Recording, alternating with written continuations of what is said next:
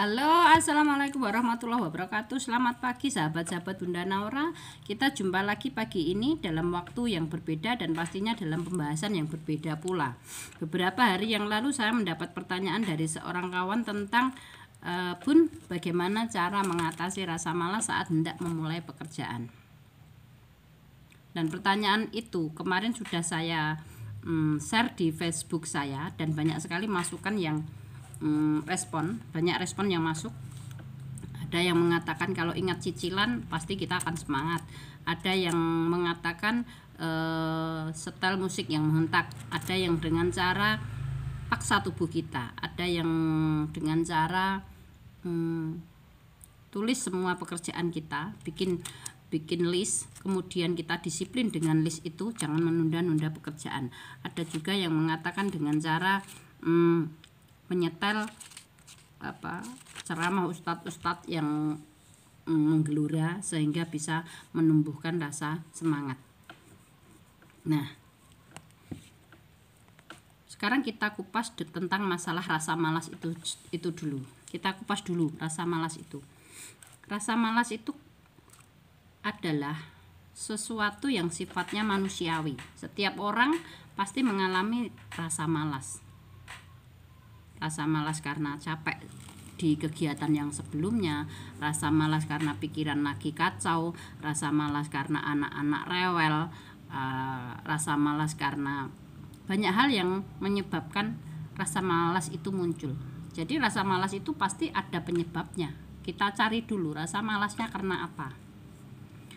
Kalau rasa malasnya karena kita sudah capek sebelumnya, karena anak-anak rewel, itu masih rasa malas yang wajar, manusiawi. Kita bukan robot yang bisa disetel kerja jam sekian, berhenti jam sekian tanpa ada rasa malas. Kita kan bukan robot, kita manusia. Jadi rasa malas yang muncul itu sifatnya manusiawi. Semua manusia pasti mengalaminya. Yang harus kita atasi adalah rasa malas yang berkepanjangan, rasa malas yang berkesinambungan, rasa malas yang tidak ada habis-habisnya. Cicilan sudah banyak, pekerjaan sudah menumpuk, dompet sudah tipis, tapi rasa malasnya tidak mau pergi. Itu yang harus kita atasi. Saya juga pernah mengalami rasa itu.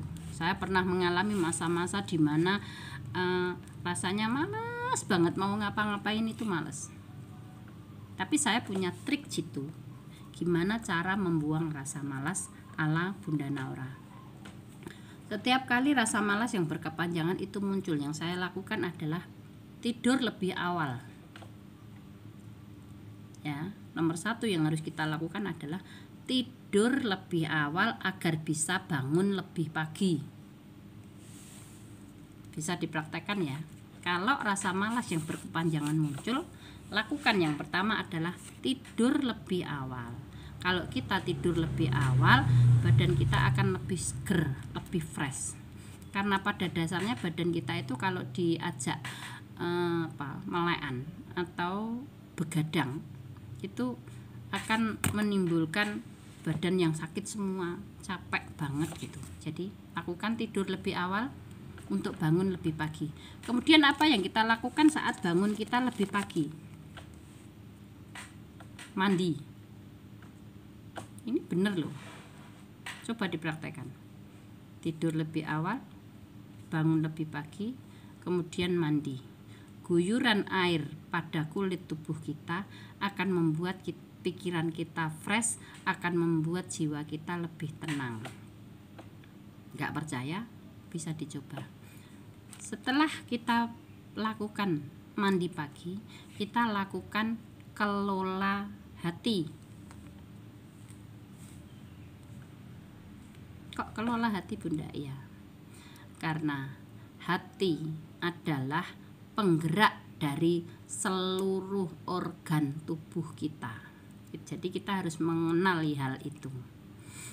Hati adalah penggerak dari seluruh organ tubuh kita. Makanya kita harus kelola hati. Gimana caranya? Nomor 1, kita harus tenangkan hati. Mungkin ada rasa galau, mungkin ada pikiran yang kalut, mungkin ada rasa yang kacau, capek yang berlebihan dan lain-lain. Itu harus kita tenangkan dulu.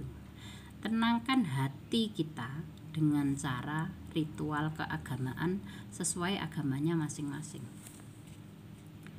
Setelah kita lakukan penenangan dalam hati kita, kita kelola lagi hati kita untuk menumbuhkan rasa gembira.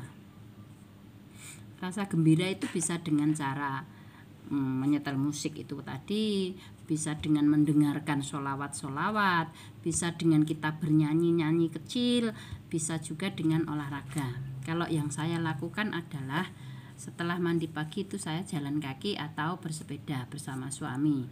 Nah, biasanya setelah saya berolahraga, pikiran saya tenang, hati saya gembira, saya mengerjakan pekerjaan itu dengan mengalir saja. Rasa malas itu tiba-tiba hilang, nggak tahu kemana. Biasanya setelah pulang dari jalan kaki atau pulang dari bersepeda, saya biasanya lihat halaman rumah saya kotor, biasanya langsung saya sapu saat itu juga tanpa masuk rumah. Jadi setelah berolahraga saya nyapu halaman, kemudian masuk rumah ada piring kotor langsung dikerjakan, ngalir aja. Itu yang saya lakukan. Setelah hati kita tenang, setelah pikiran kita menjadi gembira, hati kita gembira, yang perlu kita lakukan lagi adalah bersihkan pikiran-pikiran dari hal-hal yang tidak penting. Kenapa?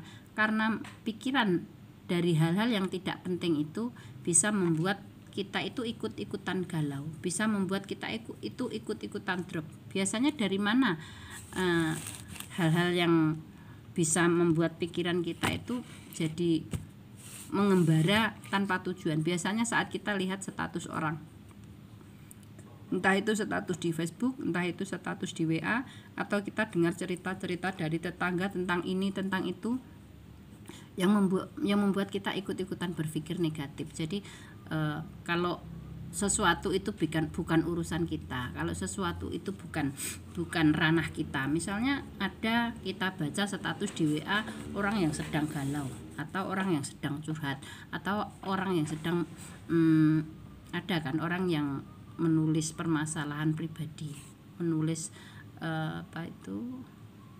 aib-aibnya dirinya sendiri di status, entah itu WA entah Facebook, itu kan ada. Nah, itu kita ikut berpikir, itu enggak usah, buang semua pikiran-pikiran yang mengganggu, bikin ruwet, bikin pikiran kita sumpek. Jangan ikut-ikutan mikir urusan orang yang bukan urusan kita. Jadi bersihkan pikiran kita untuk terus berpikir positif. Jadi cara membuang kemalasan ala Bunda Naura itu simpel banget. Yang pertama, tidur lebih awal untuk bisa bangun lebih pagi. Setelah kita bangun pagi, kita mandi, pikiran kita tenang, bikin hati kita tenang, bikin hati kita gembira. Yang keempat, jangan memikirkan permasalahan orang lain yang bukan permasalahan kita. Jangan mikir urusan orang lain yang bukan urusan kita. Bikin ruwet. Kalau pikiran kita ruwet, kalau pikiran kita sumpek, itu akan berpengaruh pada kinerja kita. Yang harus kita yakinin adalah dalam tubuh kita itu ada sepotong hati, dan sepotong hati itu adalah penggerak dari seluruh anggota tubuh kita. Maka cara yang paling pas untuk menghilangkan rasa malas ya dengan cara mengelola hati kita. Bikin hati kita selalu gembira, bikin hati kita selalu tenang, sehingga pikiran kita fresh, sehingga badan kita juga ikut-ikutan fresh. Kita akan terstimulasi untuk terus bersemangat, kita akan terstimulasi untuk terus bekerja dengan hati yang senang. Kalau hati kita senang, pekerjaan kita juga akan terselesaikan dengan baik. Intinya gini loh, dalam satu hari itu, jika pagi hari kita positif, jika pagi hari kita itu baik, maka dalam satu hari full itu akan baik juga. Tapi kalau dalam satu hari itu pikiran kita, dalam pagi hari itu pikiran kita sudah uring-uringan, sudah emosi, sudah enak, sudah males, kita tanamkan dalam pikiran kita males, maka kita akan males. Tapi kalau dalam pikiran kita tanamkan, hari ini aku gembira, saya bikin diri kita gembira, saya bikin hatiku gembira, maka semuanya akan berjalan dengan sesuai apa yang kita inginkan. Ingat ya, hati adalah sepotong organ tubuh yang menggerakkan seluruh anggota tubuh yang lain. Jadi kelola hatimu, kelola hatiku, kelola hati kita agar kita selalu positif, agar kita selalu gembira, agar kita selalu tenang. Bun, gimana caranya bisa selalu gembira, gimana caranya bisa selalu tenang kalau kita banyak permasalahan? Sebesar apapun permasalahanmu, tidak akan melebihi kebesaran yang Maha Pencipta. Kalau sudah kita yakini ada yang Maha Pencipta, ada yang Maha menciptakan segalanya, kita pasrahkan semuanya kepada Sang Maha Pencipta, maka semuanya akan baik-baik saja. Pasrah saja. Setiap permasalahan pasti ada solusinya, pasti akan selesai pada waktunya. Ya pastinya dengan kita selesaikan secara positif. Udah itu aja cara Bunda Naura menghempaskan rasa malas, ya. Jadikan pagimu positif, maka dalam satu hari full akan positif.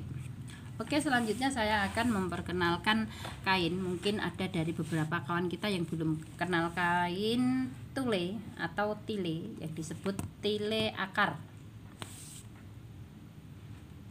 Tile akar itu seperti ini.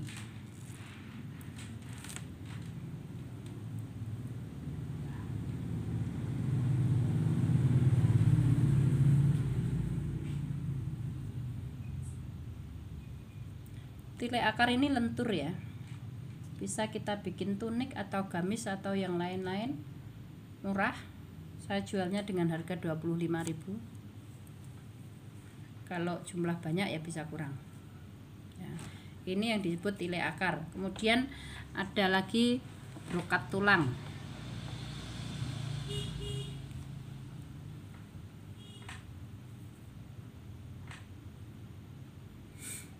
Ini brokat tulang. Jadi untuk saat ini anda penggemar fashion yang lagi in itu tile dan brokat.